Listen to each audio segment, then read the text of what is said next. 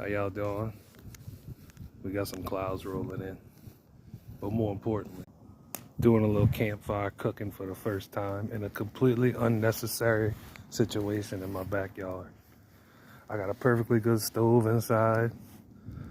I got a perfectly good barbecue pit, which I got a steak smoking at a low temperature on right now. Ribeye on the bone, which I'm gonna finish it off by reverse searing it over this highly technologically advanced setup. By the way, that's a side dish to the steaks. My little patat pouch.